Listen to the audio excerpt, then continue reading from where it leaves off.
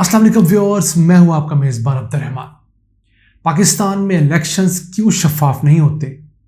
इसकी बड़ी वजह इलेक्शन प्रोसेस के अंदर धांधली के लिए 163 मुकामात तरीकों का छोड़ा जाना है। यानी कि किसी भी इलेक्शन में 163 मुख्तलिफ तरीकों से धांधली की जा सकती है। इलेक्शन के रिजल्ट्स को इलीगली कानूनी दायरे में रहते हुए चेंज किया जा सकता है। वो किस तरह? उस सिलसिले में एक अहम रिपोर्ट आई है। पतन नाम की एक गैर सरकारी तंजीम है, उसने बताया है कि पाकिस्तान में अगर 163 धांधली की ऑप्शंस को डिस्कस करें तो उनमें से 73 ऐसी धांधली हैं जो कि पोलिंग वाले दिन होती हैं। यानी आपने आरओ को साथ मिला लिया, प्रिजाइडिंग ऑफिसर को साथ मिला लिया, जिस इलाके में मुखालिफ पार्टी का वोट ज़्यादा है वहाँ पर झगड़ा करवा कर पोलिंग बंद करवा दी या पोलिंग सुस्त करवा दी। जिन इलाकों में अपना वोट बैंक ज़्यादा है वहाँ पर पोलिंग तेज़ करवा कर जल्दी पोलिंग कंक्लूड करवाई और 5 बड़े शार्प चीज़ें रोक दी, खा मुखालिफ के पोलिंग स्टेशंस के अंदर लोगों की भीड़ लगी हो। इसी तरह 50 धांधलियाँ पोलिंग से पहले की जाती हैं, यानी वोटर लिस्टों के अंदर 2 नंबरी की जाती है। पोलिंग स्टेशंस अपने इलाकों के करीब बनाए जाते हैं। मुखालिफिन जहाँ पर कसरत से हो वहाँ पर पोलिंग स्टेशन नहीं बनाया जाता ताकि माजूर, गरीब, बुजुर्ग लोग मुखालिफ उम्मीदवार के वहाँ ना पहुँच सकें। फिर 26 धांधलियाँ ऐसी होती हैं जो कि उस दिन उस प्रोसेस के अंदर आला हुकाम, इलेक्शन कमीशन के हुकाम या खुफिया एजेंसियाँ या उस इलाके के वडेरे वो करने में हाथ डालते हैं। तो अगर पाकिस्तान में इलेक्ट्रॉनिक वोटिंग मशीन राइज कर दी जाती है तो इन 163 में से 80% यानी 130 धांधलियों को बआसानी रोका जा सकता है। Look at that.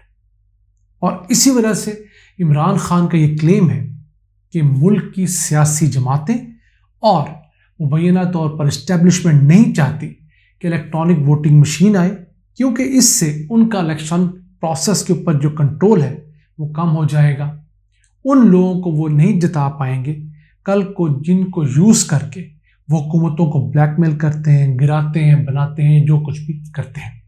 तो इमरान खान ने तो ये भी इल्ज़ाम लगाया है कि गुज़िश्ता 2018 के इलेक्शन में उनके हक में नहीं बल्कि उनके खिलाफ धांधली हुई और उसी धांधली में चंद सीटें उन्हें वफाक में भी और सूबा पंजाब में हरवाई गई और उसकी जगह आज़ाद उम्मीदवार जितवाए गए। ऑल्दो उन आज़ाद उम्मीदवारों को जितवा कर पीटीआई में तो शामिल किया गया, लेकिन उनके ज़रिए मुसलसल ब्लैकमेल किया जाता रहा। जब भी कोई कानून पास करवाना होता था, बजट पास करवाना होता था, ताकि उनको हर जगह पर इस्टेब्लिशमेंट की ज़रूरत और एहसास होता रहे। ये उनका इल्ज़ाम है।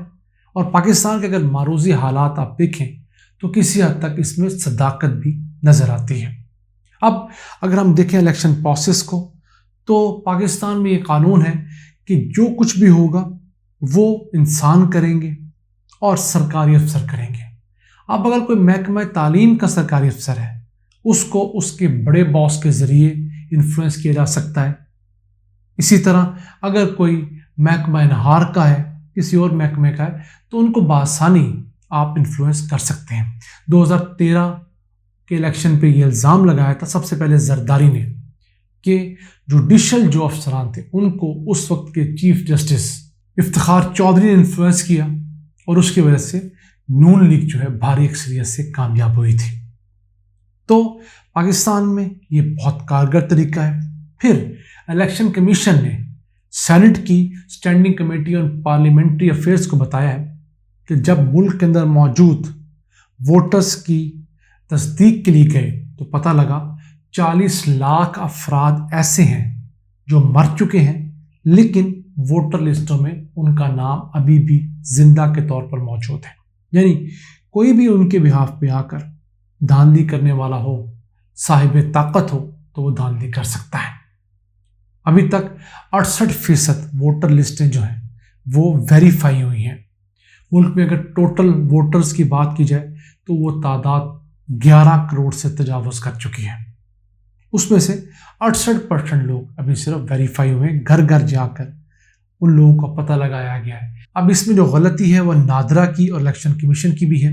ان دونوں کا ایک ایسا لائزن ہونا چاہیے کہ جو شخص بھی فوت ہوتا ہے، جس شخص کا بھی ڈیتھ سرٹیفکیٹ نکالا جاتا ہے، فوری طور پر الیکشن کمیشن کو اس کی انٹیمیشن جائے آئی ڈی کارڈ نمبر کے ساتھ، اور الیکشن کمیشن اس کو فوری طور پر ووٹر لسٹ کے اندر سے نکال دے۔ 40 لاکھ لوگ کم نہیں ہوتے۔ اور پھر دھاندلی کا ایک اور طریقہ بھی ہوتا ہے کہ جب آپ کا RO چاہے، پریزائڈنگ آفیسر چاہے، تو مارجن کم ہو تو اپنے پاس سے چند ووٹ ڈال کر یا مخالف کے ووٹ ریجیکٹ کر کے دوسری پارٹی کو جتوا دے، جیسے ہم نے حالیہ ضمنی الیکشنز کے اندر PP7 میں دیکھا۔ یہاں پر 266 میں سے 265 پولنگ سٹیشنز کے رزلٹ آنے تک نون لیگی امیدوار راجہ صغیر ہار رہے تھے کوئی 63 ووٹوں سے۔ آخری پولنگ سٹیشن کا رزلٹ روک دیا گیا اور یکا خبر یہ آئی کہ وہ 49 ووٹ سے جیت گئے ہیں۔ تو PTI کی کینڈیڈیٹ نے شور مچایا کہ جناب آپ ری کاؤنٹنگ کریں۔ 266 جو پولنگ سٹیشن سے رزلٹ آیا ہے، اور آپ نے جو ووٹ ریجیکٹ کیے وہ 1516 ہیں، اور جیتنے کا مارجن صرف 49 ہے۔ اصول یہ ہوتا ہے کہ اگر جیتنے کا اور ہارنے کا مارجن 5% تک ہو تو ری کاؤنٹنگ RO خود ہی کروا دیا کرتا ہے، لیکن چونکہ مبینہ طور پر RO کے دل میں خود چور تھا تو اس نے کیا کیا کہ ری کاؤنٹنگ کروائی ہی نہیں۔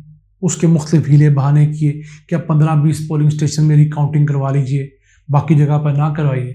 تو اس کا ایک اثر کیا ہوا کہ راجہ صغیر کو جتوا دیا گیا 49 ووٹ سے، جبکہ جو ووٹ پول ہوئے لیکن ان کو ضائع قرار دے دیا گیا کوئی سٹیمپس لگنے کی وجہ سے، کہیں پر الیکشن کمیشن کے عملے نے غلط سٹیمپ لگائی ہے تو ان کی غلطی کی وجہ سے بھی ووٹ جو ہے وہ ریجیکٹ کر دیا گیا۔ تو 1516 ووٹس ریجیکٹ ہوئے، اور آج تک اس ہارنے والے کی کہیں سنوائی نہیں ہوئی۔ شاید جب تک سنوائی ہو تب تک اس اسمبلی کا ٹینیور ہی ختم ہو جائے۔ تو اگر الیکٹرانک ووٹنگ مشین ہوتی تو اول تو ووٹ ریجیکٹ ہی نہیں ہونے تھے، جس پہ آپ نے دبایا بٹن صرف اسی کی پرچی نکلنی تھی، اسی کا ووٹ کاؤنٹ ہونا تھا۔ اور اگر کل کو اعتراض بھی ہے تو ایک تو اس نے الیکٹرانکلی ووٹ کاؤنٹ کر لیے، پھر جو ڈبے کے اندر سے پرچی ڈالنی تھی آٹومیٹک مشین نے، آپ وہ پرچیاں گن لیتے، آپ کو پتہ لگ جانا تھا کہ وہی ووٹس ہیں۔ انڈیا میں، ایران میں اسی طریقے سے ووٹنگ ہوتی ہے، اور وہاں پر شور بھی بہت کم ہوتا ہے۔ ہم ہوپ فل ہیں کہ ہماری سیاسی جماعتیں اب میچیور ہوں گی، ہماری اسٹیبلشمنٹ کچھ ہوش کے ناخن لے گی اور اس مصیبت سے جان چھڑوائے گی۔ جو بھی آئے ووٹ کی طاقت سے آئے، نہیں سرو کر پاتا تو اس کو پیپلز پارٹی کی طرح، نون لیگ کی طرح آٹومیٹکلی عوام ریجیکٹ کر دے گی۔ اور PTI اپنے آخری 4-6 مہینے میں جس طرح بہت زیادہ لوگوں میں غیر مقبول ہوئی تھی، ہر سیاسی جماعت جو پرفارم نہیں کر پائے گی اپنی سیاسی موت خود ہی مر جائے گی۔ آج کے اتنا ہی، اپنے میزبان عبد الرحمان کو اجازت دیجیے۔ اللہ نے کے بعد